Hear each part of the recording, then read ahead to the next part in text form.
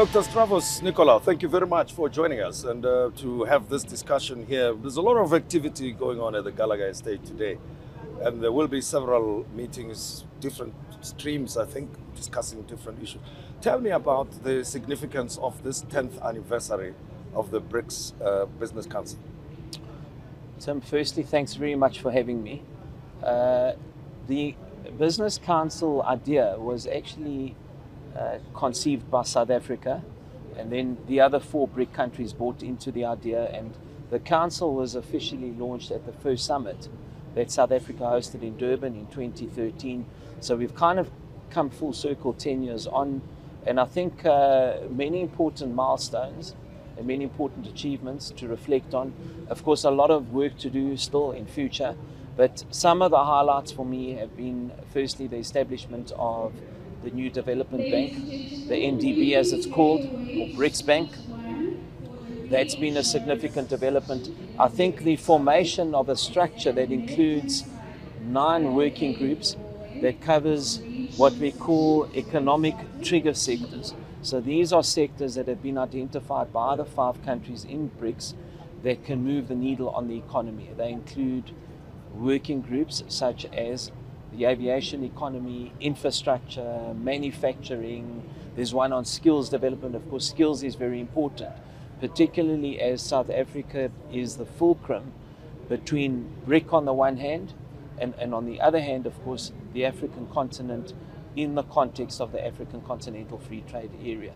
So it's a very important landmark, and much ground has been traversed since then.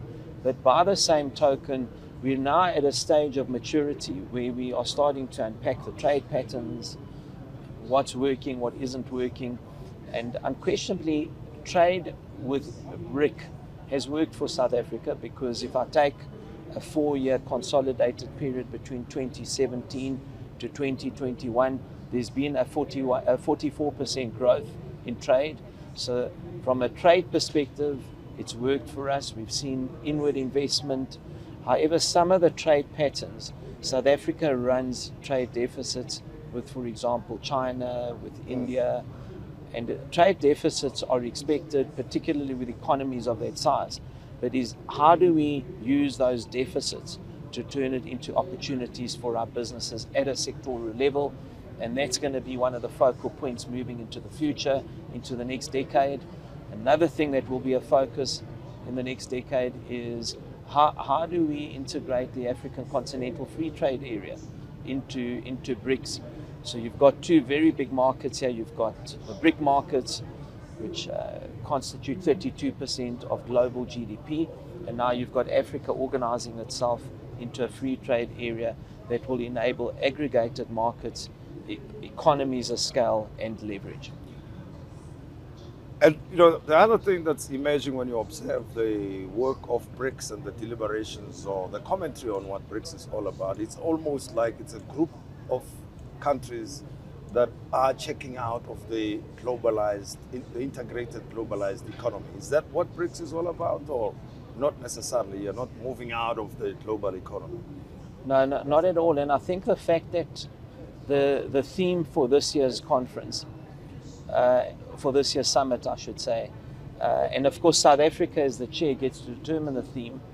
Of course it's done on a consensus basis, but we get to, we get to nominate a theme, and the theme that has been agreed on at the summit is BRICS and Africa promoting economic collaboration, sustainable development, and inclusive multilateralism. So the multilateralism aspect is very important, answering the question. So there's no intention to isolate or have these binary economies. They just don't work. I think as South African, as a council, we're agnostic as to where the trade investment comes from, as long as it serves the best interest of our country. So put differently, we will trade with the West, the East, and the South. The South is opening up for us now, because the South primarily here in this context is the Africa Continental Free Trade Area. So South African business, our posture, we look to trade and invest where our best interests are served, so that we can use these platforms and facilities to start realizing economic growth, job creation, reduction in poverty, in the midst of many, many headwinds, economic headwinds that we are facing. I think these are well known and well rehearsed: energy, infrastructure. But at least as organized business, we are looking to partner government in those areas. You would have seen three what we call disenablers to economic growth have been identified as a partnership with government: energy, infrastructure, logistics, and crime and corruption. Those are the three areas.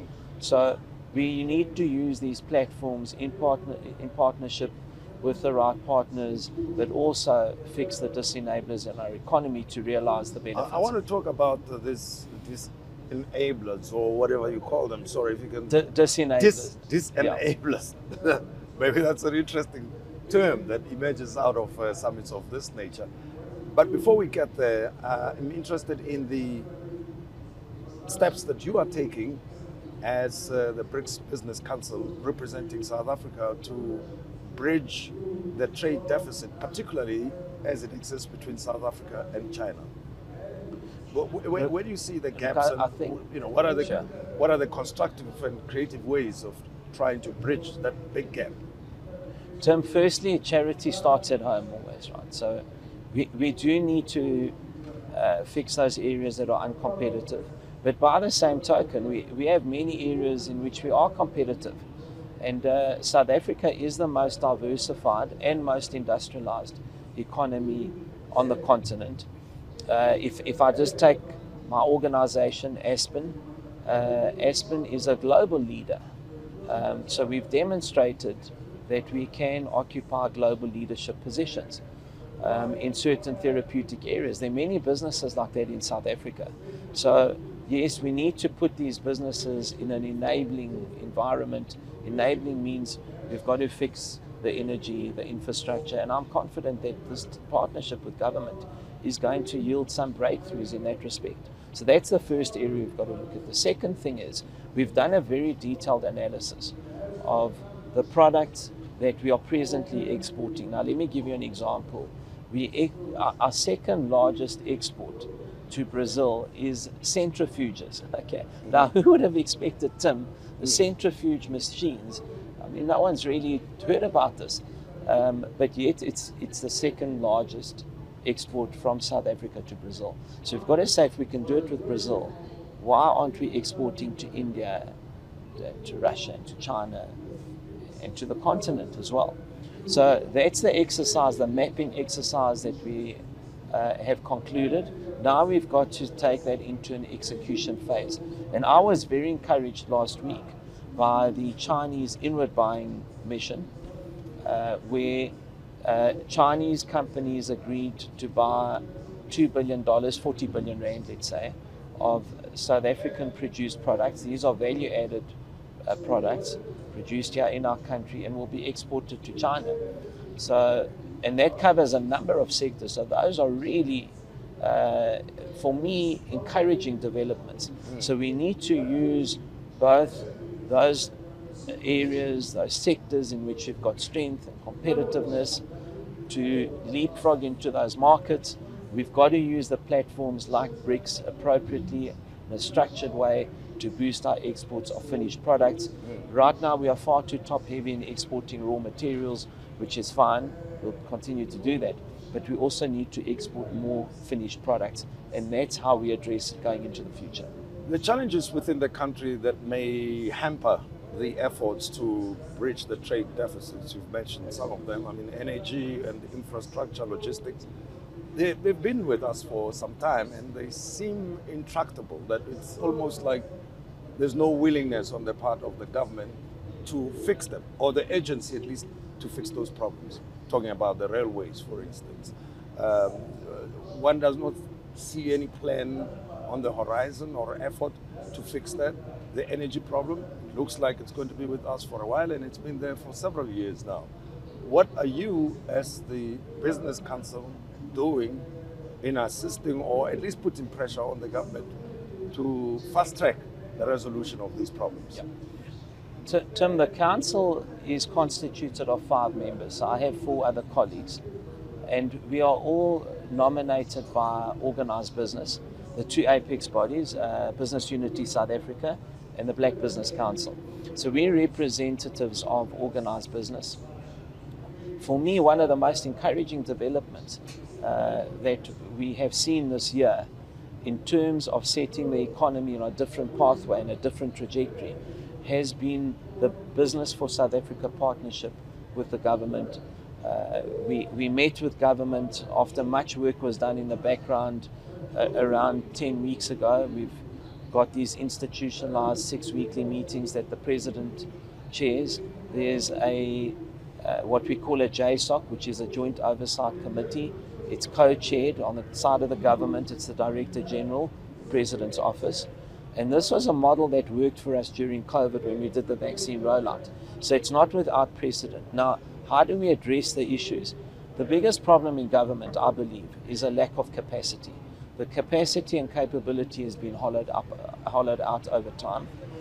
And the private sector sits with that capacity. And it was always a case of how do we bring the two together. Now, that's exactly what we seek to do through this Business for South Africa initiative.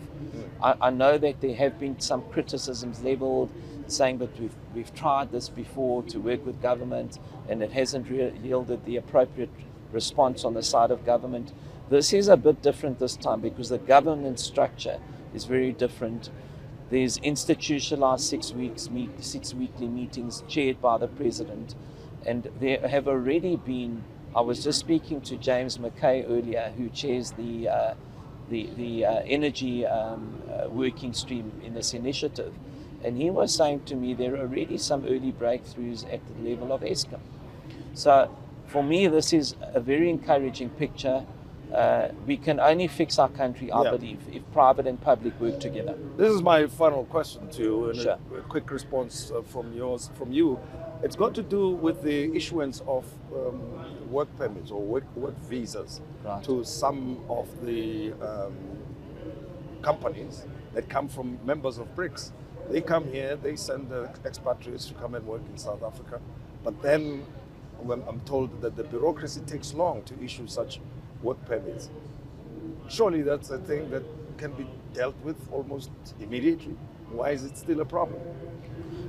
Tim, it's something that is of immense concern to business, and you're quite right. It is delaying things. It's denting investor confidence to a degree, and we have raised this with government. We raised this in the instance of, for example, the issuing of visas for Indians wishing to travel to South Africa. And we've had breakthroughs. And I believe that if we keep speaking to government, holding government accountable, because getting into a partnership doesn't mean that either party doesn't hold the other to account, right? So this is not suddenly a dissipation of holding people accountable. So this issue of visas, where it's moved to is Invest South Africa is now setting up and has set up a one-stop shop, and that one-stop shop will also include visa requirements. And I personally have seen when it's been escalated at that level that visas have come through.